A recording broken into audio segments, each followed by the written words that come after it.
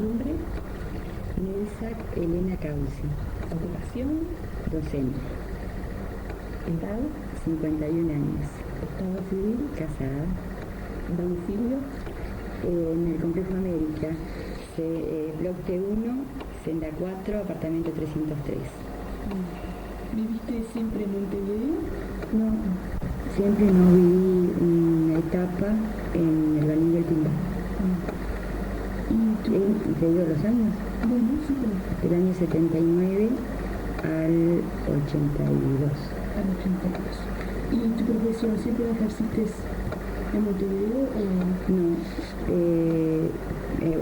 primeramente sí en Montevideo, después pasé al interior, al departamento de Canelones, y fui por varios pueblos trabajando hasta que me volvieron a Montevideo. Digo me volvieron porque no pedí volver, ¿no? Me volvieron a Montevideo y finalmente me destituyeron.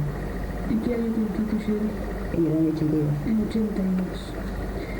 Con respecto al tema que tenemos que desarrollar, que es el golpe del 73, me gustaría que tú nos contases las vivencias personales antes justamente del golpe, para ver cómo era el clima del país dentro de tu profesión. Se puede describir sí, de lo mucho que hay para decir, ¿no? Claro. No sé, pienso que de pronto se empezó a vivir un clima, te hablo primero de la parte profesional, ¿no? Un clima de gran inseguridad, un clima de ansiedad,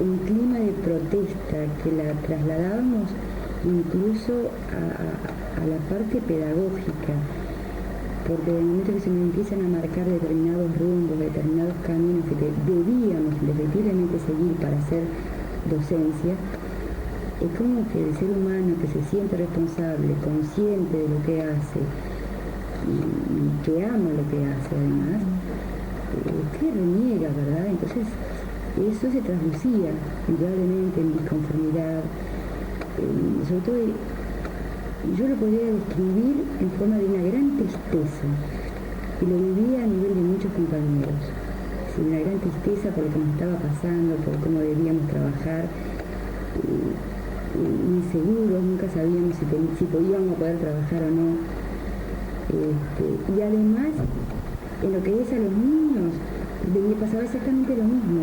La parte familiar incidía en el niño venía mal, nervioso, sucedía muchas veces en el periodo previo al golpe de Estado, de que aparecían las madres, por ejemplo, a cualquier hora, yo en aquel momento trabajaba en el turno de la mañana, a cualquier hora de la mañana a ver si el hijo estaba bien. Hubo momentos en que se hubo que suspender las clases de golpe, por ejemplo, a media mañana, entonces se hacían turnos, los maestros quedaban algunos como guardias dentro de la escuela con los niños que no podían ser entregados, las madres que se iban enterando de lo que venían a buscar, y realmente era un gran caos, tremendo. Tú dijiste sobre que trabajabas en forma segura, ¿no? Dentro del local. ¿Alguna medida en particular que daba justamente síntomas de seguridad cuando a ti puede ser que te presionasen de alguna forma? Claro, es el hecho de que el maestro, aclaro por ejemplo que yo me recibí en el año 59, y siempre escribo un poco como esa etapa, la etapa de oro del magisterio. Profesores como Gesualdo Sosa, por ejemplo, el maestro de maestros, que nos inculcaba la posibilidad de transmitir un espíritu crítico al niño, de razonar y de discutirlo todo, en un ambiente muy amplio, ¿no?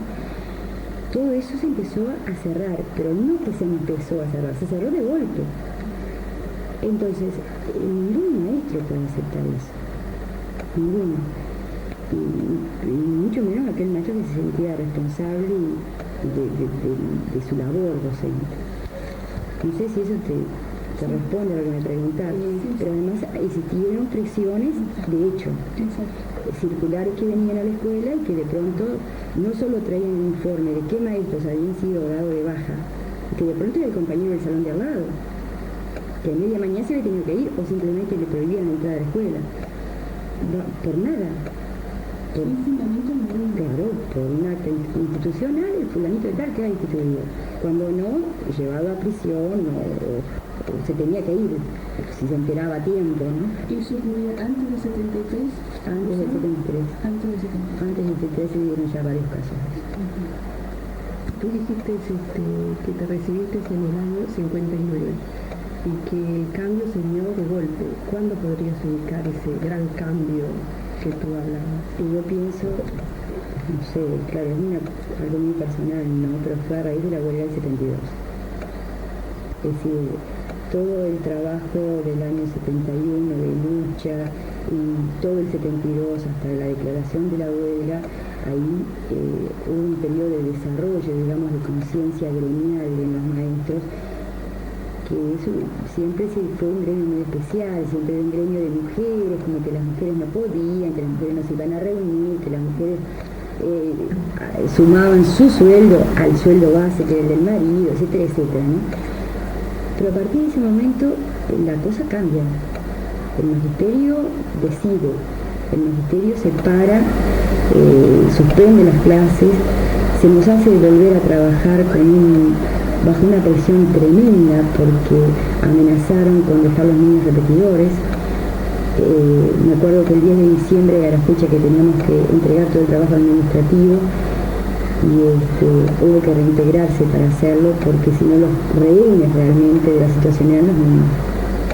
Entonces no volvimos con situación de fracaso. La huelga se perdió, pero quedó la lucha del magisterio y la lucha de una gran unión, ¿no? Que después lamentablemente el golpe de Estado dio por tierra con un montón de hechos que se habían logrado. Y en el momento mismo que el 27 de junio, ¿no?, se decreta la disolución del Parlamento, ¿cuál fue la reacción en el 73 y ese día del gremio, en este caso los docentes? El gremio se suma a la huelga general, ¿no?, que se decretó casi de inmediato de todos los trabajadores. Pero te puedo contar ese día y te puedo asegurar que ya me erizo de solo pensarlo.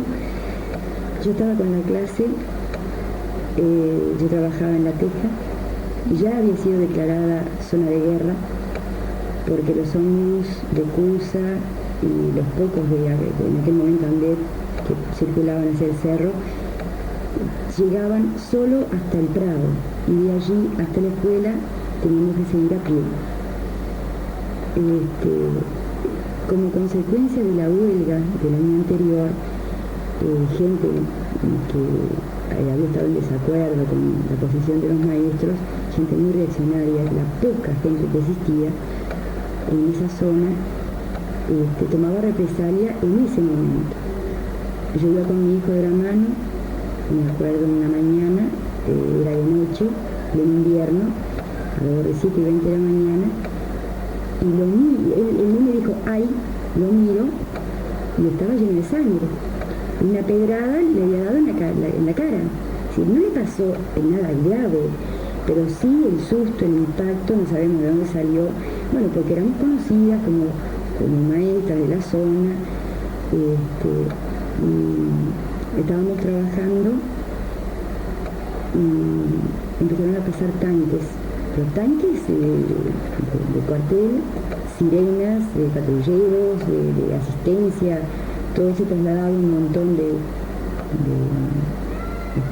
militares hasta el puente del Pantanoso donde se habían atrincherado, ¿no? Se atrincheraban en ese momento. Entonces, la tristeza que nos invadió fue tremenda. Confieso que en lo que no es personal, yo no lo podía creer. No podía creer que, a pesar de todo lo que se había dicho en la madrugada, en la noche anterior, que habíamos estado pendientes, me parecía mentira que en mi país, que yo estaba trabajando en él libremente, que yo había luchado, que yo estaban a mi cargo un montón de conciencia joven. Yo me acuerdo que tenía 36 niños en sexto año. Me parecía mentira que eso se borrara. Y no, me costó días, y te puedo decir que muchos días, como entrar y reaccionar en lo que estaba pasando. No era posible, en mi país en eso no podía ser. Mi parlamento, gente que había votado, que estaba allí, que estaba para defender y que no estuvieran presentes o que hubieran tenido que salir corriendo. No, para mí era superior a lo que yo podía captar. Pero además viví una cosa tremenda, la gente llorando en la calle. Salimos, tuvimos que quedarnos con un grupo de niños, la mayoría de los niños fueron retirados por las madres, algunas con pánico, otras que no volvían los hijos del liceo, que no sabían lo que pasaba, que dónde estaba el marido. Pero después me acuerdo, la gente lloraba en la calle. Por Carlos María Ramírez era duelo nacional. Y no te hablo ni de uno ni de dos, fueron muchos. Te veo que lo sentís mucho esto que estás diciendo. Digamos, volviendo un poquito atrás, para salir un poquito del tema, pero dentro del tema. Tú dijiste que habías ejercido fuera de Montevideo. ¿Cómo era que ejerciste? O sea, ¿tú pediste, te mandaron, no sé cómo? No, sucedió lo siguiente. Posterior al golpe de Estado, ya les dije que era un clima muy, muy inseguro trabajando. Hubo presión por parte de maestros, inspectores, de direcciones de escuela, lo que no personal de directores, en forma muy, muy seria, muy grave, digamos, ¿no? Por ejemplo, yo estaba dando clases de historia, yo tenía clases altas, dando el reglamento activista, de pronto venía la directora, se sentaba y te escuchaba, te interrumpía si veía que estabas diciendo algo que además es historia, lo dijo Artigas, ¿no? Los más pobres eran los más privilegiados. Pero eso era motivo de sanción. Inmediatamente la directora se ponía de pie, tomaba ella las riendas de la clase, seguía hablando y daba ella la clase. Eso significaba que venía un presumario o una sanción escrita o algo, una anotación en el libro diario. Eso ninguna persona que digna ni que merece respeto lo puede tolerar. A su vez se suma lo que empieza a ser una grave crisis de vivienda en el país. Yo en aquel momento estaba viviendo con mis padres, tuve la oportunidad de ir a vivir en forma independiente con mis hijos al departamento de Canelones, una casa de balneario que teníamos, y bueno, por ese motivo me voy a través de un mecanismo de primaria que se llama permuta de cargos.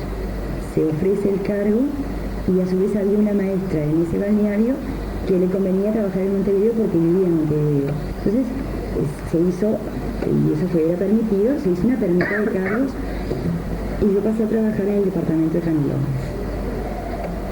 Que esa es otra historia. Exacto, sin pocas palabras, ¿no? Sin ocupando mucho afecto de manera longa, si tú notaste diferencias en el trabajo en el interior con respecto a Montevideo en el momento anterior y posterior al golpe. Bueno, la parte anterior como que no la vivía ya, ¿viste? No estaba. Yo viví el golpe aquí en Montevideo. Ahora llegué, pero lamentablemente las circulares de primaria no siempre iban para lo que se necesitaba, es decir, no iban para aumentar un presupuesto de los niños en comida, de los comedores escolares, por ejemplo. No iban avisando que llegaban cuadernos o túnica o lápices. Iban avisando que fulanita de tal, cuestionada en la Administración Departamental de Montevideo, había permutado el cargo con fulanita de tal en tal escuela. Entonces llegabas ya con la historia sobre los hombros.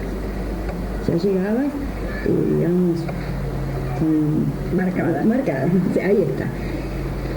Yo encontré muy buena gente donde llegué, gente muy demócrata, muy abierta, un grupo de maestros y de profesores que estaban viviendo lo que se vivía acá, no había mucha diferencia.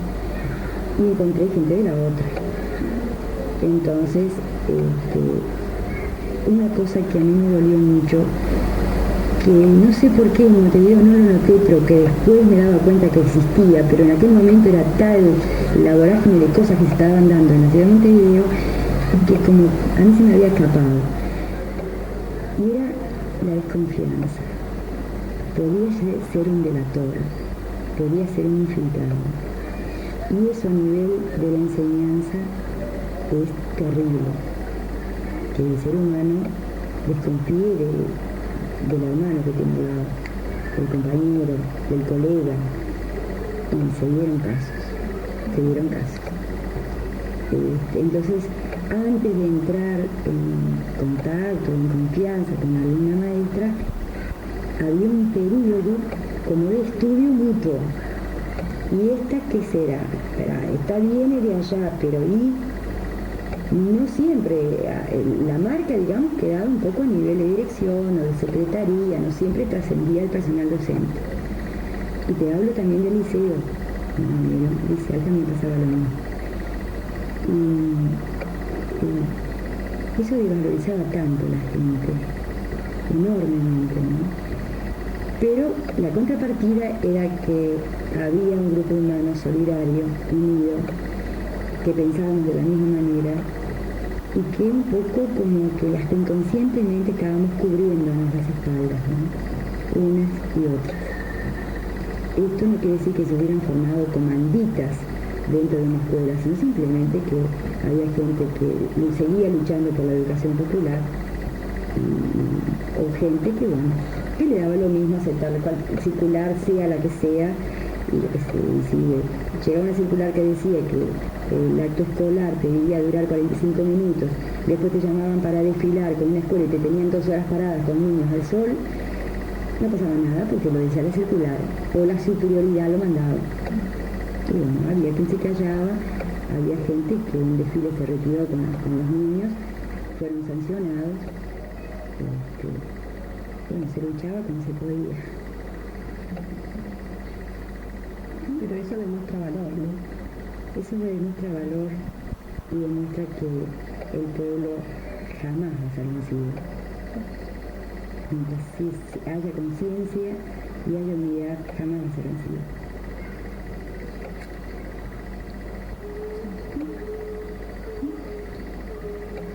Bueno, la educación después,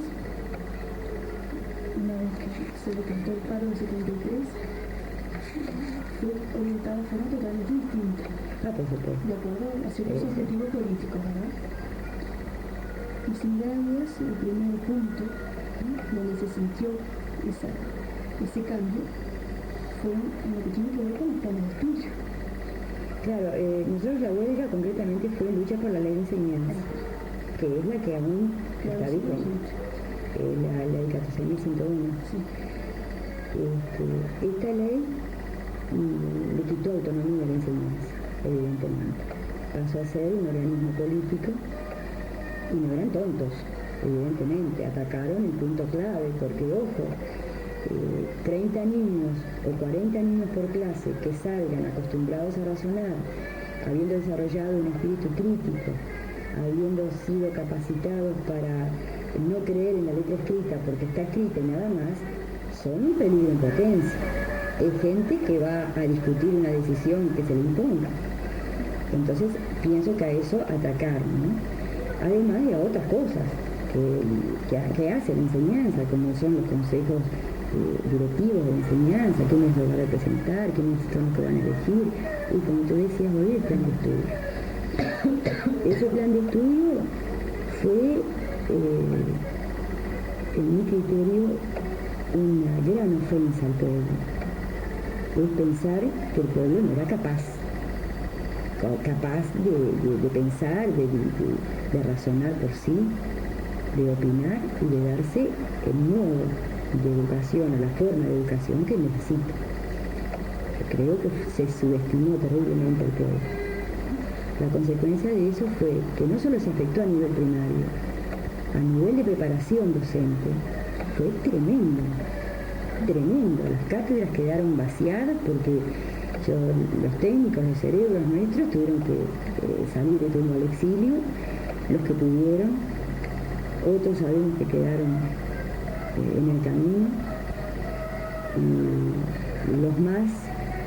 los que pudieron permanecer en el país tuvieron que acallar su voz o ingeniárselas de mil modos diferentes para hacerse notar, porque ahí apareció el gran ingenio del pueblo, de mil modos diferentes, te ingeniabas para comunicarte, para hacer ver determinadas cosas. No quiero perder el hilo de lo que me preguntaste, pero el plan de enseñanza es una ofensa al educando, ¿no? Empezaron a cambiar los términos. Antes era el alumno, el escolar, después era el discente, hasta eso, ¿viste? Y los maestros empezamos a ser manipulados de modos diferentes. Empezamos a hacer llamados, no para algo constructivo, como puede ser una campaña de vacunación, que sí se nos llamó y se participó, sino que después teníamos que revisar, controlar si los niños tenían piojos o no, examinar las paneras. Entonces nos encontramos que no sabíamos lo que eran las paneras. Resulta que son los pliegues que están detrás de las rodillas y detrás de las orejas y atrás de acá en el antebrazo, ¿no? Entonces, ese tipo de cosa tan formal y tan estúpido es lo que te empieza a dar la pauta. Se empezó a dar pie a ese tipo de cosas. Eso era lo importante del maestro, el importante el reglamento artiguista no es dejarlo, eso no lo toques, que esas son malas palabras, ¿no? Empezar a revisar la panera de los niños. Bueno, dio lugar a un montón de anécdotas, ¿no? Y ese y otro montón de cosas. ¿Qué tipo de anécdotas jugosas, ¿no? Acercándonos bien al mito de las clases en un día particular de la dictadura?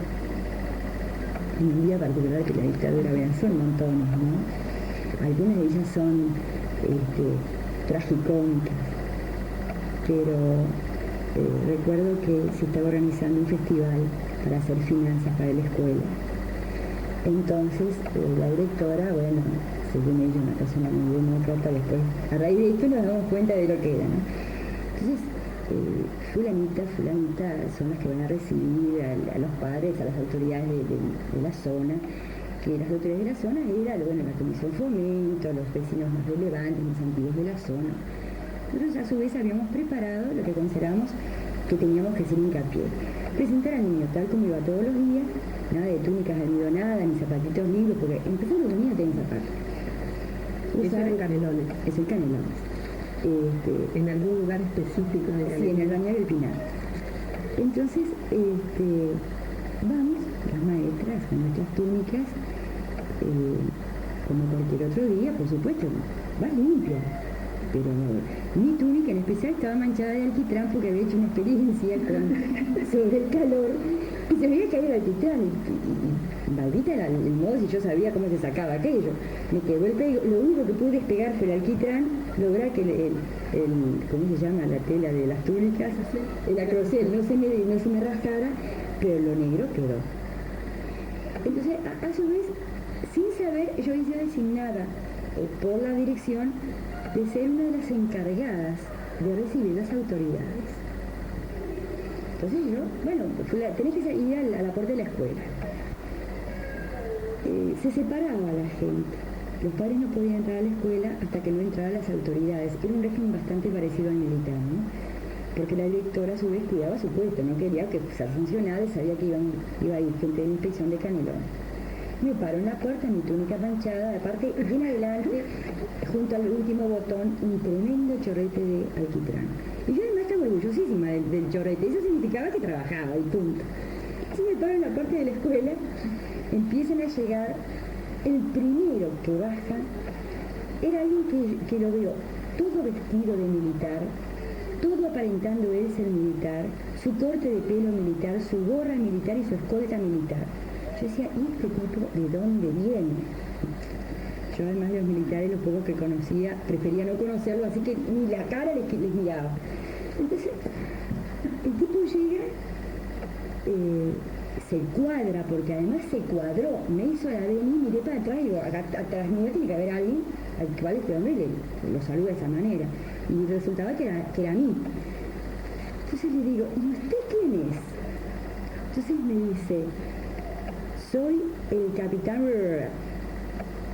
Y yo dije, ¿quién es? Entonces, disculpe, no le entendí. Llame a su superior, me contesta.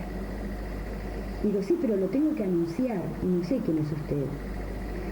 soy el capitán, y de nuevo, no lo entendí, no sé si el hombre lo hacía a propósito, o realmente yo estaba tan tarada que no me daba cuenta, era tan cómica la situación. Además el hombre me llevaba 3 cabezas, un lomo así, entonces el tipo había resultado ser el capitán Niño, que era el director de la banda militar de la aeronáutica. Pero lo que yo no me había dado cuenta, que había parado un ómnibus azul y empezaban a bajar un montón de militares. Entonces, un niño de sexto, se da media vuelta y grita para lo que era el patio donde estaba todo el resto de la escuela formada. ¡Guambia, se vienen los milicos! Entonces fue salir la directora de la dirección, los padres en desbandada, los maestros buscando desesperadamente. Unos, les voy a contar, les va a parecer que estoy mintiendo, pero les juro que fue la verdad. Unas maestras salieron a buscar los tacos altos. Otras a sacarse las túnicas y desaparecer en medio del monte. ¿Y qué se le ocurre decirle a la directora cuando me enfrenta? Maestra, tápese esa mancha de la túnica. Y yo dije, ¿por qué estamos todos locos? Realmente estábamos todos locos. Era haber perdido todos los valores. Entonces, directamente dije, yo la túnica ni me la voy a tapar ni me la voy a sacar. Y este señor niño, si quiere entrar, que entre, sino que se quede con su banda y toque en la playa, que a lo mejor a los pescados les hace más gracia que a nosotros. Tuvo una cosa hermosísima, que fue que muchos padres se retiraron con los niños de la fiesta, se los llevaron a ver que venía la banda militar a tocar, y bueno, otro grupo quedó. Por supuesto que fui sancionada y no me dejaron recibir a ninguna autoridad más en todo lo que me quedó de trabajo. Desaparecí, ya no era apta para ese servicio. Pero bueno, algunas esas cosas hay 20.000, ¿no? Algunas cómicas, otras lamentables. Cuando te enterabas que de pronto compañeros que habías compartido tareas hasta el día anterior ya no estaban.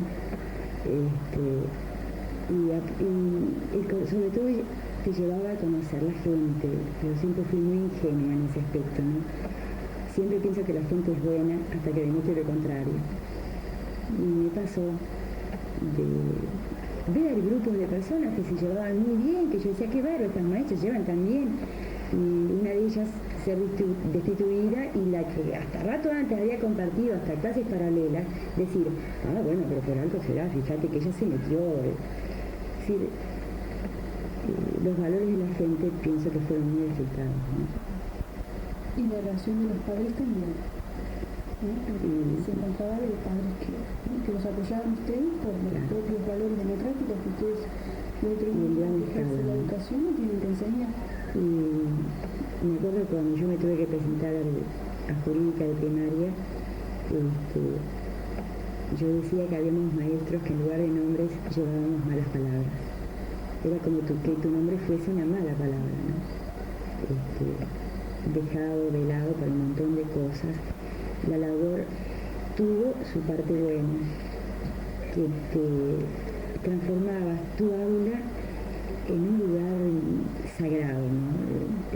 Yo no quiero entrar en la parte religiosa de la palabra, pero sí era un poco tu lugar.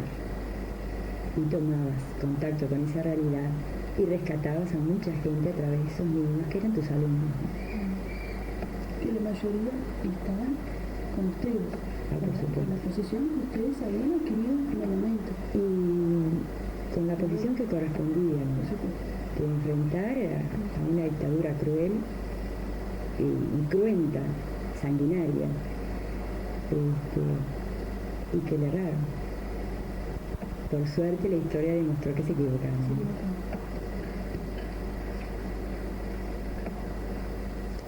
Con respecto a la organización gremial, a pesar de todas las medidas represivas de la dictadura, pero dentro de todo pienso que se pudo lograr algunas cosas. Sí, se atacó al gremio de los docentes, pero también a todos los gremios. Y se quiso desmantelar directamente la parte sindical. Sabemos que no lo lograron, es decir, se sufrió el impacto, eso no lo podemos negar. También el magisterio.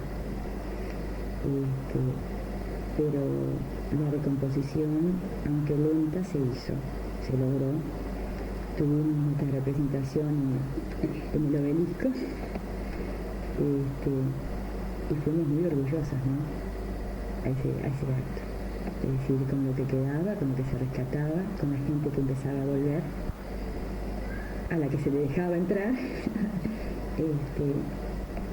pero creo que el gremio salió fortalecido. Y como yo le decía al principio, en la primera etapa, después de la huelga, después de un periodo negro, muy oscuro, y posteriormente, con mucha fuerza, ya, digamos, en la época preelectoral del 84, y después ya en el 85 cada vez con más fuerza, ¿no?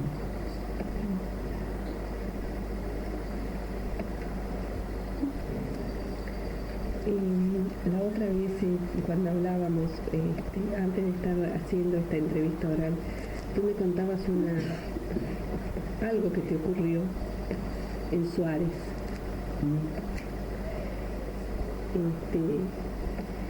Me gustaría que lo dijeras para grabarlo, porque creo que es digno de grabar. En Suárez pasaron muchas cosas. Yo llego a Suárez como maestra directora. ¿En qué año fue eso? El último año de trabajo, en el 82, creo que fue. El 81, mira. Por ahí se me borró. Hay cosas a decir.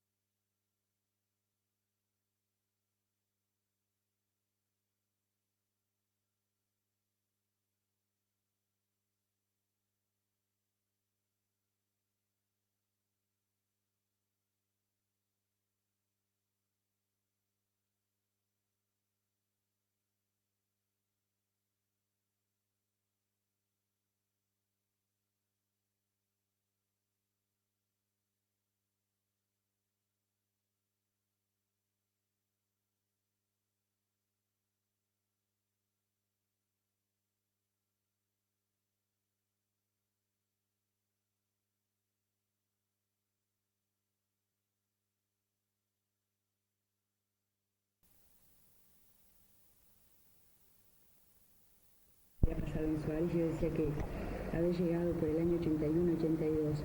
Y honestamente no recuerdo bien, pero sí que a veces algunas cosas uno tiene que recordarlo, digo, a campo abierto, sin limitarlo en fechas, ¿no? Yo llego allí como maestra directora y me encuentro con una subdirección. Yo no sabía que era que aquí existía esa subdirección. Los cargos en aquel momento eran un poco dados, eran a dedo. Si seleccionaban determinadas personas que les parecía que no era peligrosa, y eran cargos de confianza que se daban. Entonces a mí me llaman a mitad de año, yo estaba trabajando como maestra, para ejercer el cargo de dirección. Yo además te digo que soy maestra directora con curso realizado, ¿no? Entonces no me extrañó, bueno, pero sí que me marcaran un poco a dedo. Justamente a vos. Justamente a mí. Entonces, ¿qué pasa? Yo había venido desarrollando una tarea de docente en el que es todas esas anécdotas que yo contaba y el de que te transformás un poco ahí en la maestra sombra de algunos conceptos muy democráticos, ¿viste? Que los llevas adentro, los luchás de cualquier manera posible. No ofrecía mayor resistencia, fundamentalmente porque siempre me consideré que era mucho más útil fuera, adentro de la enseñanza, que fuera de ella. Mientras estuviera adentro podía enseñar a razonar y a pensar. Afuera de ella no me servía para nada. Entonces, sin entrar a cuidarme de forma especial, pero me mantenía en mi cargo, en mi trabajo. Además era el pan de mis hijos, bueno, no tenía mucho problema. Llego allá y estaba la maestra subdirectora, me recibe,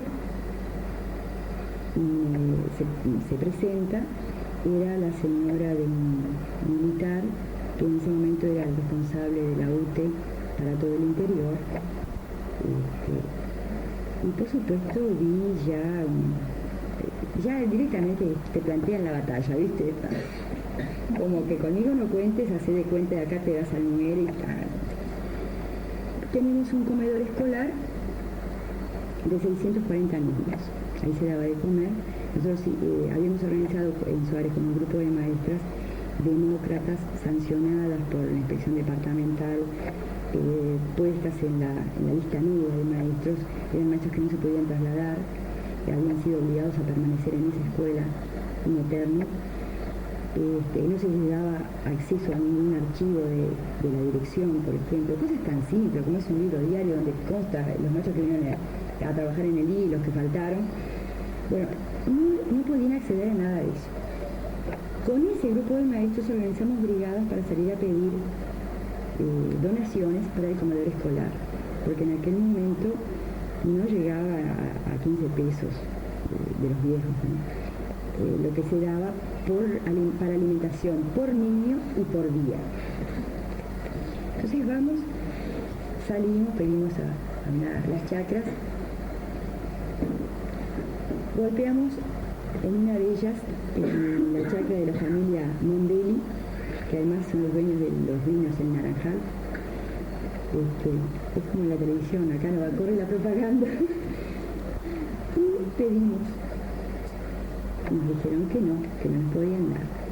Pero una de las maestras ve que al costado de la carretera hay unos cajones de zanahorias, pero eran gordotas, divinas, pero unos colores bárbaros.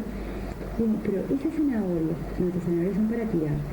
Bueno, pero no nos pueden dar esas zanahorias, queremos para hacer la comida de los niños. No, esas zanahorias son para tirar. Pero miren que los niños no tienen zanahoria para comer. No, nosotros se la damos los dejamos ahí, se la damos a los chanchos. Entonces la reacción de nosotros fue, bueno, muchas gracias, irnos, esperar que el peón se fuera y después cargar los cajones y mandarnos a mudar. Entonces, a no seguir, nos hizo esperar. Nos acusan de robo. A mí, a la directora, nada menos, y un grupo de maestras, ¿no? Y bueno, después de todo eso, se hace todo un sumario, aparece que, bueno, que teníamos que hacer aparecer la zanahoria famosa. Ya los gurises se la habían comido, nosotros locas de la vida. Y como esa anécdota, no sé si era esa que te referías, pero había un montón. Una de ellas, por ejemplo, cómo me llega a mí la destitución. Llegué un día a la escuela y me dice una vecina, directora, dice, llamaron por teléfono. ¿Ah, sí? Digo, ¿a mí? ¿Acá? Sí, dice, yo estaba esperando que llegara el camión del vino, porque a todo esto te quiero decir que no tenía ómnibus directo para llegar a la escuela, ¿no? Entonces yo me bajaba en la carretera, en la ruta 8, en el kilómetro 24, y esperaba que pasara o algún carro, de estos de fruta, o los camiones repartidores de vino, o alguno que tuviera auto, de los pocos que había, pues, y me acercaban a la escuela. Pero generalmente venía un repartidor de vino, entonces la nota de ver llegar a la directora era, si llegaba el repartidor de vino y se bajaba, la directora llegaba a la hora. Bueno, me estaba esperando esta señora a ver que llega el camión del vino, y me avisa, dice que la llave se la entregue a Juanita y que usted no puede entrar a la escuela, pero me avisa una vecina. Así destituía a la gente, la dictadura. Entonces yo digo, no señor, yo soy responsable del local público, soy yo la directora hasta que me diga lo contrario la inspección y la forma que corresponde. Pero renglón seguido aparece la tal Juanita, que es la señora militar, y dice, pero así como quien mira al espanto, dice, a esta persona no se le puede permitir la entrada de la escuela. Esa persona era yo. Bueno, digo, pero espera un poquito, tengo mi túnica, bueno, me la mandaron, yo me tuve que quedar del lado de afuera del portón de la escuela, me mandaron la túnica y mis cosas personales por una maestra que, pobre, con una vergüenza enorme, llorando, se despedía. Y lo bueno de todo esto es que fueron de las primeras que después se presentaron cuando Jurídica llama, ¿no?, para aclarar todo este asunto por voluntad propia. Y me acuerdo que decía que la vida de los docentes se había transformado en la lucha por sobrevivir, igual que en la selva.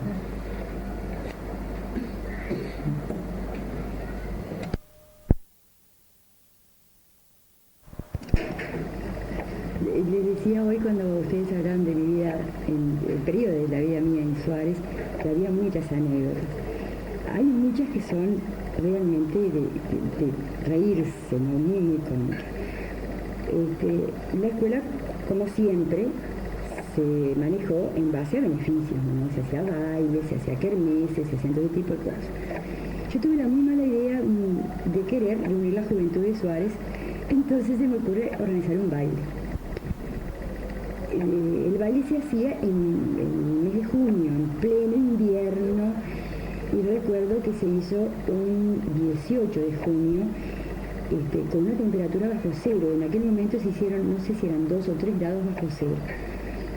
Pero la gente acudió igual, es decir, había una gran necesidad de reunirse la gente en torno a un objetivo común. En ese caso era el lograr poner vidrios a los salones de la escuela y pintarlo un poquito, darle una lavada de cara. Entonces, hacemos el baile, le digo a mi hijo, le encargo a mi hijo mayor, en aquel momento tenía, creo que 15 años, 16 años. Digo, hazme el favor, Daniel, llévame un hielo que vamos a necesitar para las bebidas. Estamos tan pobres que no podíamos ni siquiera comprar hielo. Además, en Suárez no existe dónde comprar, por ejemplo, bolsas de hielo, como acá en Montevideo. Allá no había nada. Entonces, lo que hacía, cada maestro aportaba de su heladera doméstica algo. Te digo a esto que Daniel venía desde el Pinar, es decir, que tenía que tomarse un ómnibus de Copsa hasta Montevideo y de allí un 16AB hasta Suárez. Entonces el pobre muchacho, porque a esta altura era pobre muchacho, carga su conservadora de hielo, su gabán bien abrigadito, en el ómnibus de Copsa. En el trayecto que va de Montevideo a Suárez, suben las fuerzas conjuntas. Entonces, yo además no lo vi, pero me lo imagino, duro, con su conservadora en la falda, con una temperatura bajo cero. Le preguntan, ¿quién es usted? Fulanito de tal. Documento, sírvase. A todo esto cuidaba de que los barquinazos no le fueran a acercar el hielo de arriba a la falda, ¿no? Entonces dice, ¿a dónde va? A un baile. ¿qué lleva ahí? Hielo. Fue decir eso. Y los milicos pensaron, nos está tomando el pelo. Le abrieron la conservadora y efectivamente el pobre llevaba hielo, entonces parecía más loco todavía, porque nevaba casi, las hojas del césped, que el pasto de los caminos, se quebraba si lo pisaba, porque hacía un frío enorme, las 11 menos cuarto de la noche, y el pobre individuo iba con una conservadora llena de cubitos de hielo. No se lo podía hacer creer a nadie. Entonces, la consecuencia de esto es de que mi pobre hijo, incluso menor de edad, marcha preso para la comisaría. Y nosotros en la escuela, desesperados a ver qué pasaba, que no llegaba, el hielo no nos llegaba. Bueno, de esto hay un montón. Ahora, ese mismo año se festejaba, o no sé si fue ese año o el siguiente, la fiesta de Joaquín Suárez. Entonces, es el 18 de agosto. Revolviendo en la escuela, que yo consideraba, además de que tenía cosas guardadas que tenían que estar a la exposición del público, al servicio del público, ¿no? Rescatamos el primer libro de matrícula con la firma de gente que hizo historia en la docencia y la firma de José Pedro Varela, que fue el que había creado la Escuela de Suárez, que además sigue siendo la única que existe en el pueblo de Suárez. Ahora, actualmente, en 1990, la única escuela que existe en Suárez fue creada bajo la firma de José Pedro Varela. Por supuesto que aquello me impactó como documento que tiene que estar cerca de la gente, que la gente lo pudiera ver, que lo leyera, que se informara y que se emocionara de la misma manera que nos habíamos emocionado un grupo de maestras al descubrirlo. Y te digo que estaba en una caja a ras de suelo, en un baño que además perdía agua por todos lados, además de otras cosas, y cerrado bajo llave como cosa inservible. Todo orgullosa con mi libro, reunió a los maestros, decidimos ese grupo que había que restaurarlo. Entonces contratamos los servicios de un encuadernador, ese libro se limpió, se encuadernó y se gastó un dinero que era de los fondos de la escuela, es decir, de Comisión Fomento, se aportaba mensualmente. Disponemos una cantidad de dinero, 1.000 pesos nos costó la restauración del libro donde constaba la creación de la Escuela de Suárez con la firma de José Pedro Varela. Cuando a mí me destituyen y voy por el sumario, primario, después me llamaron como al año, una de las causas o de las acusaciones que yo había recibido de la gente de esta familia Mondelli, la de las zanahorias y los chanchos, bueno, esa, me acusaban de haber dilapidado los dineros de la escuela en cosas sin importancia. Eso fue una de las acusaciones que se me hizo, haber hecho malversación de fondos. O sea que lo que tú gastaste de más fue encuadernar ese libro. Claro, los 1.000 pesos famosos, eso, pero lo que no se tuvo en cuenta es que a su vez yo para el baile había puesto 6.000 pesos de mi sueldo y nunca me lo devolvieron. Eso no lo tuvieron en cuenta. No, pero es lamentable con los valores que se movía esta gente. Fíjate que rescatar algo que era historia de nuestro pueblo, que es patrimonio nacional. Ni siquiera le correspondía ni a la escuela siquiera, ni a primaria, al pueblo le corresponde. Esos 1.000 pesos fue la causa, por lo menos lo que se presentó en aquel momento, de la destitución, ¿no? Después me enteré que además había otra causa. Ese señor militar que estaba en la UTE, que había comprado una casa en Suárez, por lo tanto se afincaba en Suárez, y nada mejor que su señora pasara a ser la directora de la escuela. Entonces la que molestaba era yo. Te das cuenta que hubo todo un entorno que iba llevando a eso, ¿no? ¿Cuál fue el destino de ese libro? Quedó en poder de los maestros de Suárez. El último contacto que tuve con una de ellas, hace cuestión de unos 3 años atrás, me dijo que había sido archivado otra vez y que había sido puesto en un lugar que ellas consideraban inconveniente, y habían pedido llevarlo al domicilio particular de una de ellas, pero primaria inautorizada, porque es un bien de la escuela, es decir, no se puede sacar de la escuela, cosa que me parece correctísimo. Lo que me parece incorrecto que de nuevo esté, en este caso ahora está en un placar de la cocina. Aclaro que no sé si actualmente, cuando me encontré con esta persona estaba junto con las ollas, los platos, todo eso. Ahí estaba ese libro. Bueno, por lo menos no era un baño que perdía de todo. Sí, ¿no? Yo había avanzado. No, pero yo confío, tú sabes que estoy segura que hay gente bien en este momento. Sí, sería realmente levantar una calumnia, ¿no? Porque no lo sé, honestamente no sé dónde está. Pero pienso que a esta altura de la vida tiene que haber habido por lo menos gente que luchó para que ese libro fuera restaurado y encuadernado como correspondía, para que esté por lo menos en la biblioteca de la dirección o del maestro, ¿no? Que esté, aunque no lo usen, aunque no lo muestren, pero que esté guardado. Y llegamos así al momento de la apertura. La apertura y el periodo de transición, sí, ¿no? Pero específicamente en el periodo de la apertura, ¿cuáles fueron los primeros síntomas donde ustedes notaron justamente la posibilidad de una lucha? Bueno, te aclaro que yo en ese momento yo ya no era docente, es decir, docente seguí siendo toda mi vida, maestra voy a seguir siendo hasta que me muera, pero no estaba trabajando, es decir, yo estaba fuera de la enseñanza, ¿Con ¿no? referencias a otras maestras que sí estuviesen trabajando? Bueno, es difícil, tendría que tratar de buscar en los recuerdos, pero la mayoría de las compañeras estaban todas destituidas, con las que yo me sentía más unida, ¿no?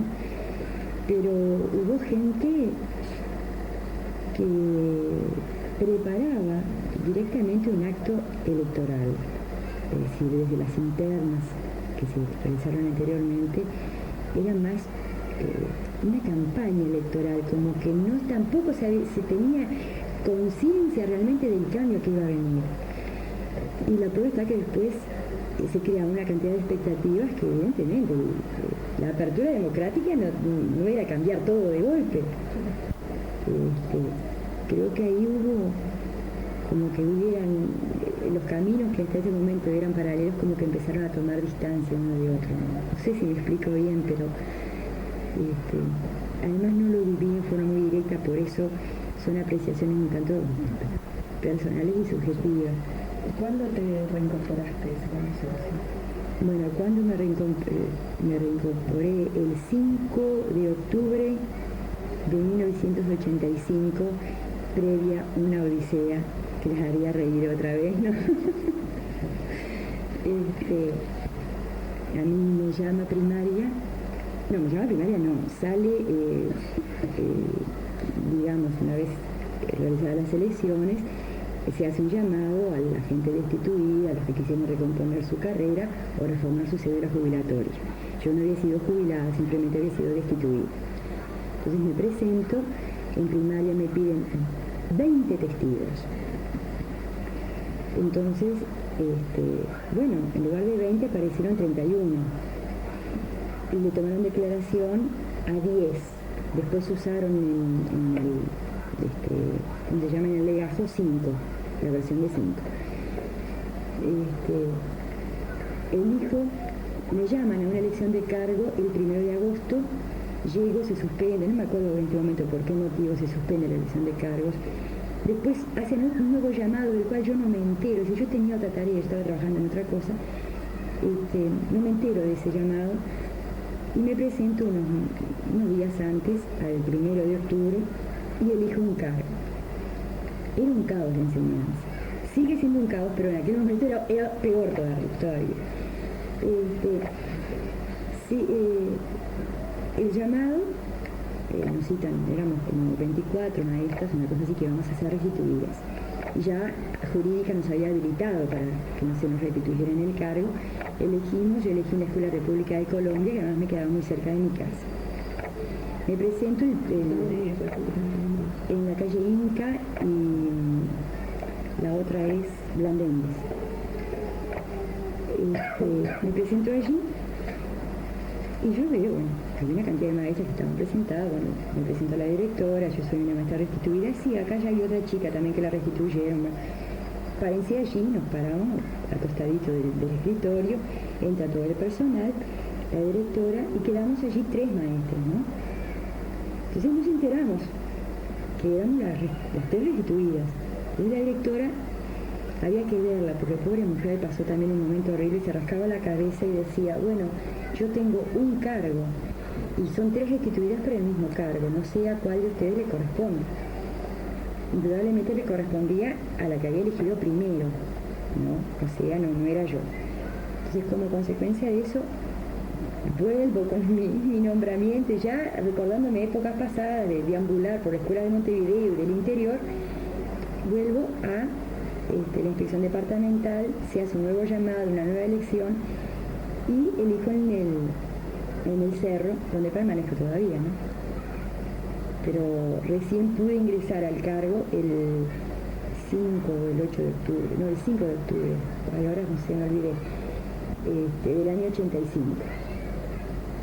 Y todavía, después se me llamó a los 2 años a ratificar el cargo, lo ratifiqué en esa zona y permanezco hasta la actualidad, hasta que me jubile.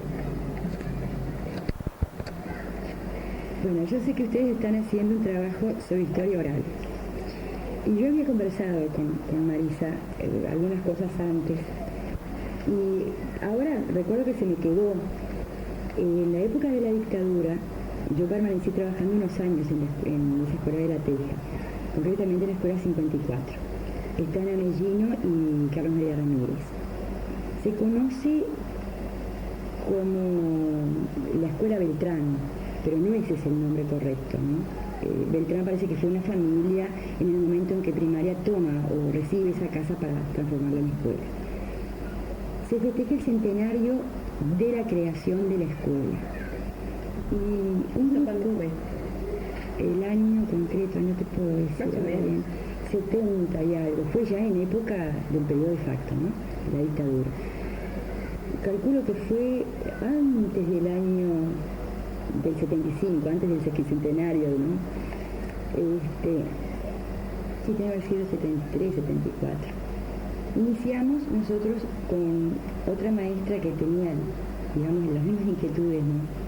De investigación histórica, de la no pérdida de valores.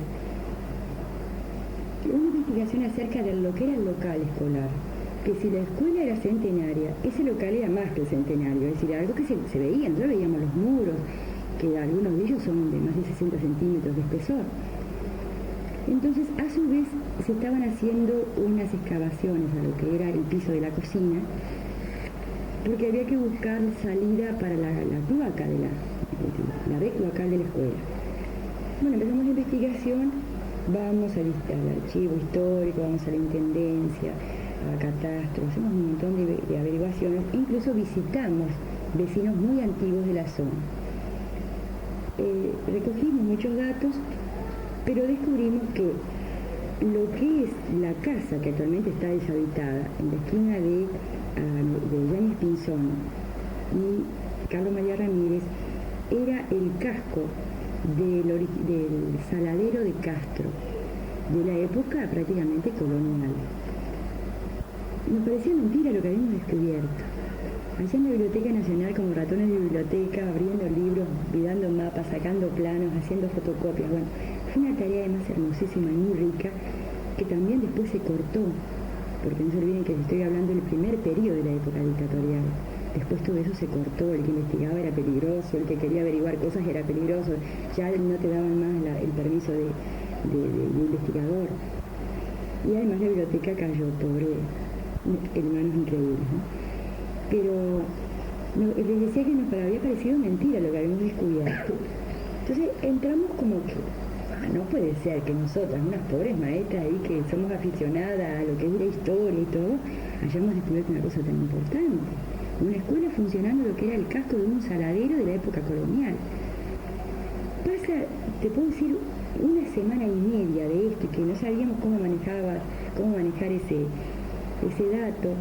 Incluso se nos había dado para estudiar, y no sé si esto lo vamos a tener que borrar después o no, pero se los voy a decir, los libros de Aníbal Barrios Pintos, y que habíamos hecho una cantidad de estudios directamente en documentos que la Biblioteca Nacional nos había dado, y que el libro que este señor Aníbal Barrios Pintos había elaborado sobre los barrios no tenía nada que ver, pero datos cerrados no solo por 2 o 3 años, por décadas, y totalmente confundidas las cosas. Por ejemplo, hablaba de un tranvía al cerro y eso había sido en una época posterior y él lo ponía en una época anterior. Bueno, cosas así que no... Realmente, y además es un libro que se manejó mucho en la época de la dictadura y no sé si actualmente se maneja o no. Pero les puedo asegurar que en lo que se refiere al barrio de La Teja tiene errores garrafales. Hay que solamente compararlo con datos que hay en el archivo histórico y ahí salta. Porque este señor se lo salteó cuando hizo el libro, no fue al archivo. Pero además de todo esto, les decía que en el colegio estaban haciendo unas excavaciones, buscando la red cloacal. De pronto sale un hombre, un peón, gritando: miren lo que descubrimos, miren lo que se abrió, miren y miren y miren. Salieron los gurises de las clases, salió la maestra, y aquello como en familia empezamos a ver que era la boca de un túnel. Entonces, hay un túnel subdividido en pequeños túneles, a su vez, está siendo obturado por pequeños espacios, y según la orientación que lleva, ese túnel desemboca a la bahía de Montevideo. Cuando nosotros vamos a buscar el plano original de ese primer saladero, vemos que necesitaba, por la situación histórica del momento, una vía de escape, es decir, hacia la bahía. Y nosotros justamente en esa escuela habíamos descubierto el origen de ese túnel, ¿no? Que se supone, porque nosotros no lo pudimos seguir, porque construcciones vecinas lo habían tapiado, pero se siguió unas cuantas manzanas hacia el sur y ese túnel desembocaba directamente en la bahía. Entonces confirmamos que realmente eso era el saladero de Castro. Y a su vez aparecieron unos ganchos que quedaron en el mismo lugar donde habían estado. Es decir, después este albañil tapió otra vez por orden de la inspección de primaria, no se permitió que esa investigación continuara, ganchos en las paredes que se ve que era donde colgaban las reses, junto con unas tijeras de desjarretar, digamos, que no eran tijeras, eran hojas de tijeras atadas, bueno, muy estropeado, muy oxidado todo, pero que era un material muy valioso. Eso quedó todo en ese túnel, no sé si posteriormente se habrá vuelto a mover aquello o no, pero la orden que vino fue tapar eso, no investigar más, no hacer nada de lo que nosotros teníamos planteado, y logramos sacar un pequeño diarito nomás que hablaba del barrio, y esos datos aparecen en ese diario de esa época que sacó la escuela para el festejo del centenario, ¿no?, de la escuela. También esa escuela había sido creada por José Pedro Varela, y el primer inspector que tuvo la escuela fue Manuel de Bedia. A raíz de eso esa escuela tiene como nombre Manuel de Bedia, se puso en época dictatorial, aprobada por los militares. Todo ese descubrimiento de ustedes, ¿dejaron constancia, aparte del diarito, algún sumario, algo archivado en algún lado? ¿Consta toda esa investigación en algún lado? Bueno, ¿O se perdió todo? Bueno, no se perdió desde el punto de momento que me refiero estamos conversándolo. No en cuanto a los que realizaron la investigación. No, quedó anotado en el libro diario de la escuela de la época que las maestras fulana y fulana de tal habían realizado una tarea de investigación histórica. Pero no sé por qué causa, si había alguna orden superior, a mí no me llegó la causa. La directora no anotó esos descubrimientos, como que no le daban importancia, como que, bueno, la historia ya teníamos historia, ¿para qué seguir haciendo más historia? Si la historia estaba en el libro, yo que sé, de Traversonio, de Kuhl, digamos, esa era la historia. Lo que se descubría en el momento como que carecía de validez, es decir, no éramos diplomadas, no teníamos la cátedra de historia hecha, no éramos profesoras de historia, como que no le dio la importancia que a su vez nosotros nos dábamos cuenta que tenía, sin ser realmente catedráticas en historia, ¿no? Cosa que lo lamenté enormemente. Ya que estás hablando aquí justamente de una anécdota que viva en la zona de La Teja, esa zona siempre fue muy particular en lo que tiene que ver con la resistencia del pueblo uruguayo, ¿no?, en la dictadura. La verdad que sí. Y me gustaría que nos transmitiese, ya sea a partir de los propios alumnos y sus padres, o a partir del barrio en general, o experiencias propias de los docentes durante ese periodo. Fue realmente rica las experiencias en ese sentido. Había maestras que realmente lucharon junto al barrio y codo a codo con el barrio.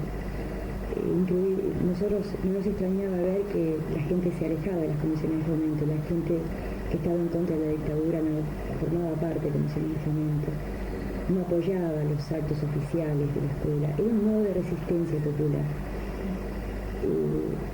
Se volcaba de pronto a pequeñas reuniones en casa de familia, pequeños actos que podíamos hacer los maestros a nivel de clase.